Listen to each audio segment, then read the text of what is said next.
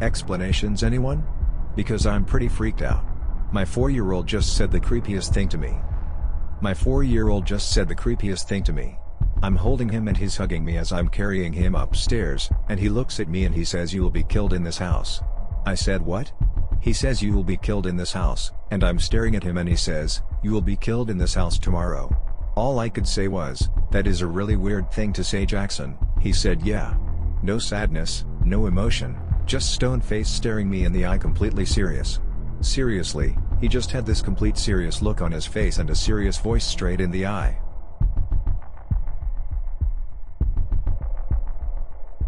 Help me message appears on TV.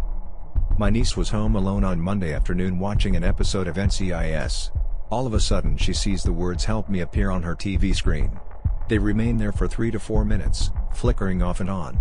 She tries to figure out if closed captioning is on, it's not, and even tries to change the channel because it was freaking her out. It would not change according to her. She ended up taking the attached video clip and posting it to her Snapchat to see if anyone else ever experienced anything like this. What the actual hell? Has this happened to anyone else? I told her I'd try to find out something on her behalf. Help.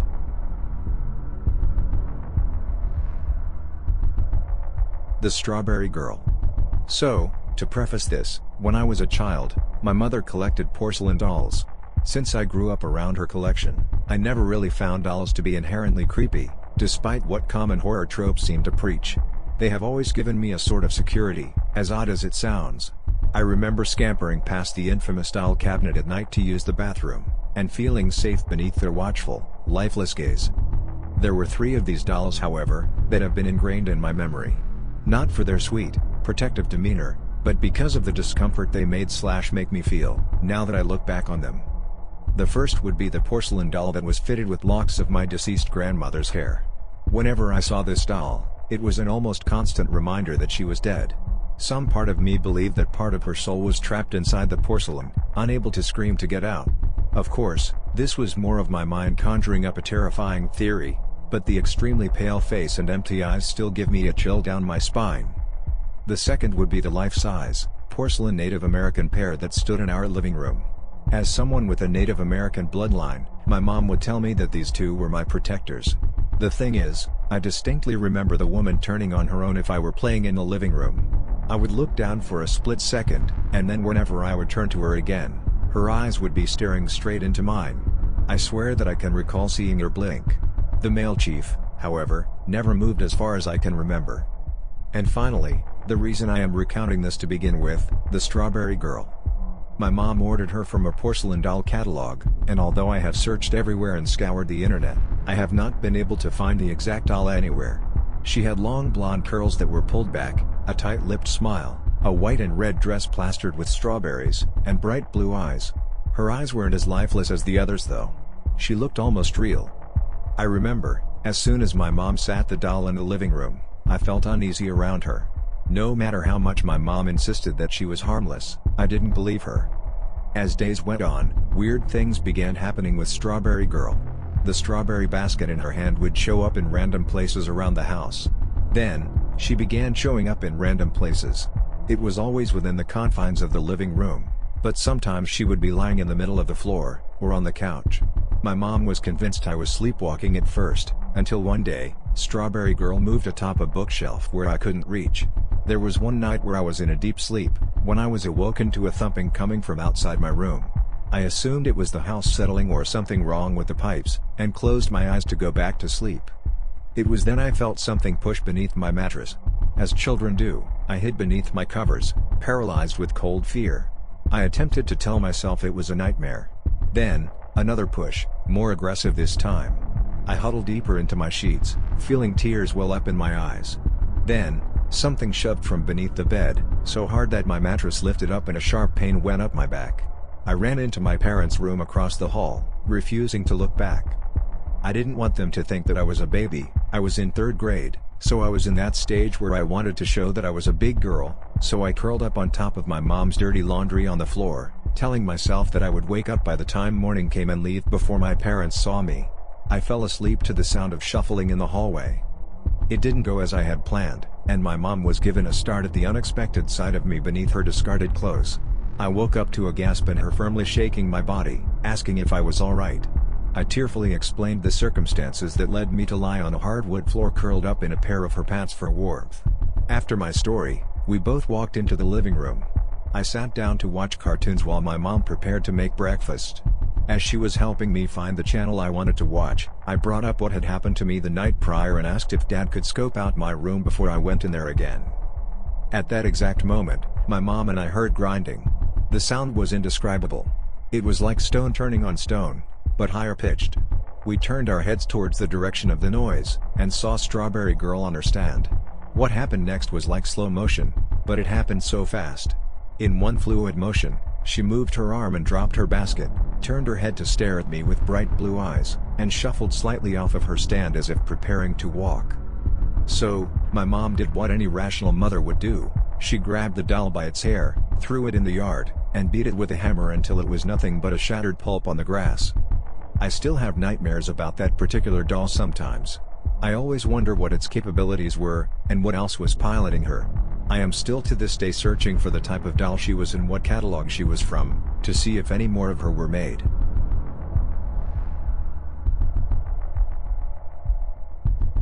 I saw a figure. So, I was orienteering with a friend. When he went to search for the point, I saw a black figure with no legs come out the back of him. I was just standing there baffled. After I saw it, he seemed like he was just drained of all energy. I haven't told him because he won't believe me. I just hope that somebody will believe me someday when I tell them that.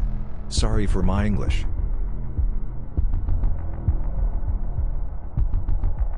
Paranormal fluke, I think?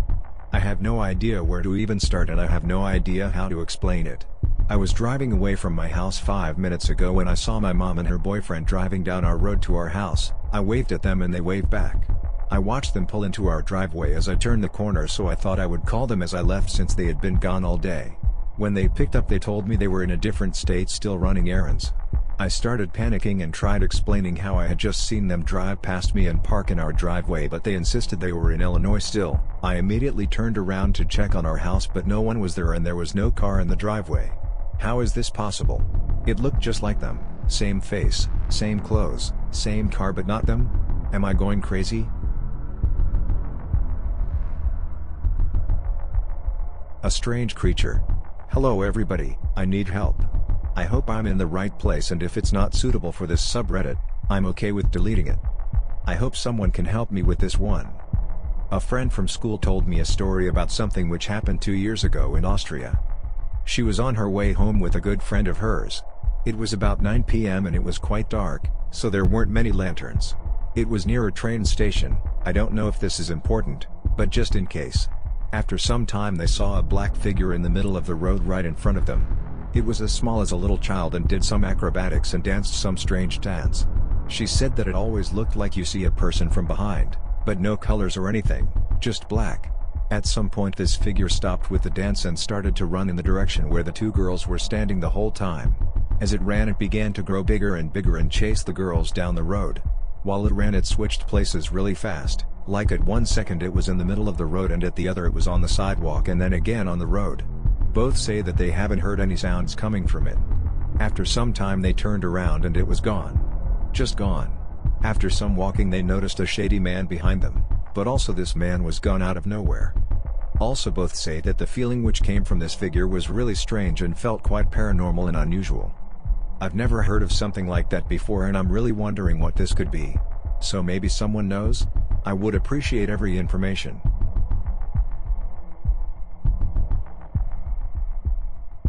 The thing with red eyes.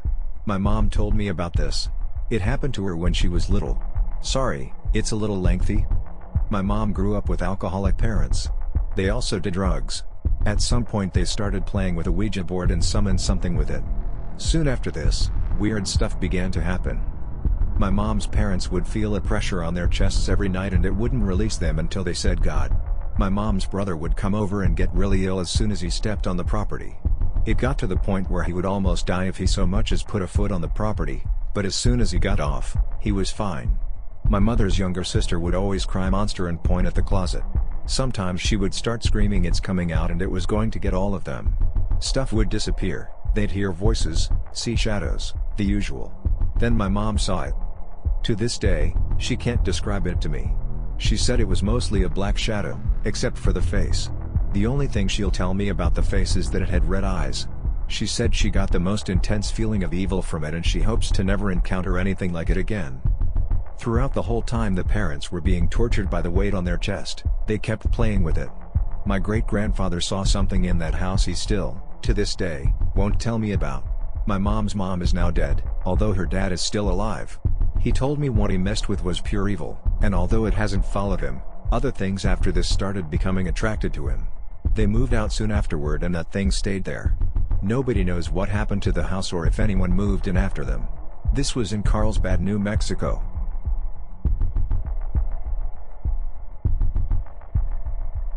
Top Hat Man. I legitimately never knew other people saw this too until I googled it today. My version is slightly different than the other stories. I was about 10 years old at the time. I walked into my hallway and bumped into a tall black figure with a top hat, which I instinctively thought was my dad, so I said excuse me. Then after an instant, I realized it was an apparition and almost screamed. I never noticed any old-time clothes or glowing eyes, but the top hat man was definitely real.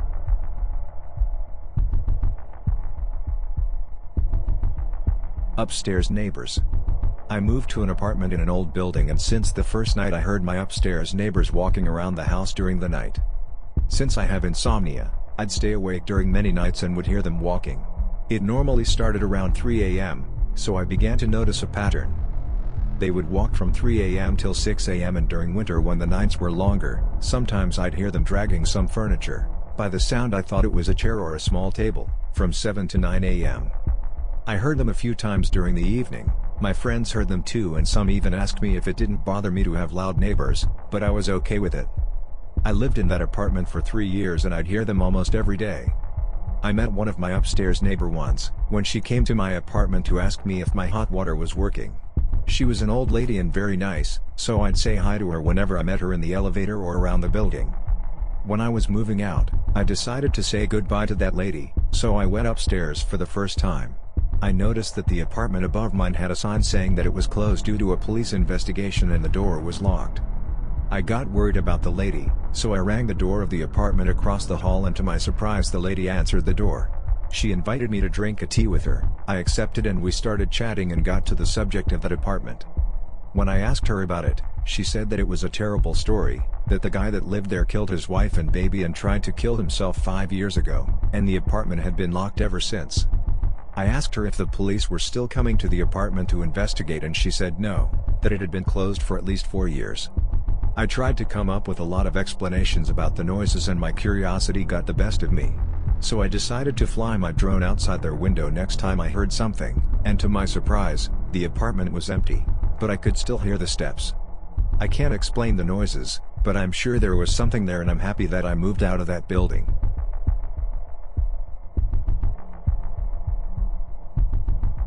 The girl I thought was my sister. So it was a couple years ago me and my family were heading to the store, until my dad realized he forgot his card. So my dad told me to go get the card. So, me and my sister walk inside. I go into my parents' room to go get the card, and my sister goes into my room for some reason which is right across my parents' room. I thought she had forgot something to take with her. Finally I got the card and I start to walk out of the room, but I notice my sister zoom out of our room to the kitchen in a split second. That's when I knew something was kinda weird. Because I have never seen anything move that fast. As soon as that happened, I got the chills and ran out the door as fast as I could to the truck. As I get in the truck I see my sister and I kind of snapped and yelled at her asking, "Why were you trying to scare me?" Because I thought maybe she just tried to prank me or something. The whole time everyone is looking at me confused. Like, what the hell are you talking about? After that I calmed down and my parents asked me what happened. So I tell them that my sister was trying to scare me when we went inside the house, and they look at me confused again, and they explained to me that my sister was in the car the whole time. Just writing this or even thinking about the experience I had gives me the chills big time.